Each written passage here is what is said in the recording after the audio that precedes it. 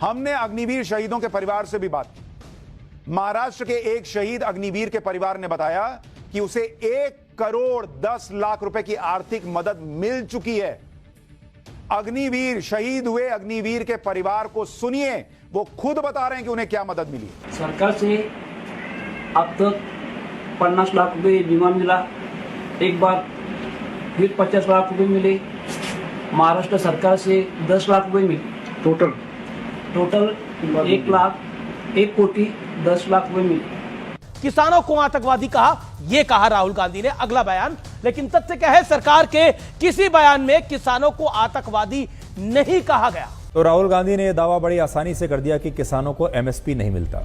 यह दावा पूरी तरह से गलत है, क्योंकि हमारे देश में आज भी कुल मिलाकर 23 फसलों की खरीद पर किसानों को एमएसपी मिलता है और यूपीए की सरकार में प्रति क्विंटल धान का एमएसपी 1,310 रुपए था और मोदी सरकार में यही अब 2,300 रुपए प्रति क्विंटल हो गया है। नीट पर चर्चा से भाग रही है भारतीय जनता पार्टी की सरकार, एनडीए की सरकार। यह कहा गया कि नीट जैसे गंभीर विषय को फिर चर्चा नहीं कर रही, लेकिन खुद शिक्षा मंत्री धर्मेंद्र प्रधान ने 3 दिन पहले कहा कि राष्ट्रपति के अभिभाषण पर चर्चा के बाद हम नीट पर चर्चा के लिए तैयार है, क्योंकि एक पद्धति होती है, नई सरकार बनी है, राष्ट्रपति का भाषण होता है और राष्ट्रपति के भाषण पर चर्चा होती है, उसके बाद नीट पर चर्चा हो जाएगी। राहुल गांधी का यह दावा गलत है कि अयोध्या में निर्माण कार्यों के लिए जिन लोगों के मकान और दुकान तोड़े गए उन्हें मुआवजा नहीं मिला।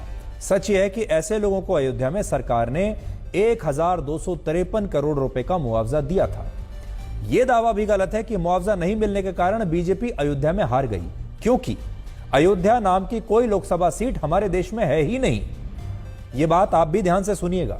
जिस सीट पर बीजेपी हारी है उस सीट का नाम है फैजाबाद, और इस फैजाबाद सीट पर लोकसभा की सीट में 5 विधानसभा क्षेत्र आते हैं और इनमें अयोध्या विधानसभा क्षेत्र में जो इनमें से 5 में से एक विधानसभा क्षेत्र है अयोध्या की विधानसभा क्षेत्र, उस क्षेत्र में बीजेपी ने समाजवादी पार्टी से ज्यादा वोट मिले हैं। यानी जो अयोध्या विधानसभा क्षेत्र है उसमें बीजेपी ही जीती है और बाकी के 4 विधानसभा क्षेत्रों में बीजेपी हारी। तो सोचिए, जिस अयोध्या में बीजेपी जीती वहां हुए निर्माण कार्यों को फैजाबाद की सीट पर बीजेपी का हार बताना कैसे सही हो सकता है। और अगर बीजेपी निर्माण कार्यों के लिए तोड़े गए मकानों और दुकानों की वजह से चुनाव हारती तो बीजेपी को अयोध्या में समाजवादी पार्टी से ज्यादा वोट कैसे मिलते कि डरो मत डराओ मत, जबकि शिव पुराण के मंत्रों में डरो मत डराओ मत का कहीं कोई उल्लेख नहीं मिलता। और इसीलिए राहुल गांधी का यह दावा गलत माना जाएगा और यह शब्द भगवान शिव के नहीं बल्कि उनके अपने हैं। राहुल गांधी ने यह भी कहा कि इस्लाम धर्म में दुआ मांगने के लिए जिस तरह हाथों को जोड़ा जाता है वो भी अभय मुद्रा होती है, लेकिन सच यह है कि दुआ मांगने के लिए बनाई गई मुद्रा अभय मुद्रा नहीं होती, बल्कि ये एक तरह की अंजलि मुद्रा होती है जिसमें प्रार्थना के लिए समर्पण भाव दिखाया जाता है। और इस हिसाब से राहुल गांधी का यह दावा गलत है।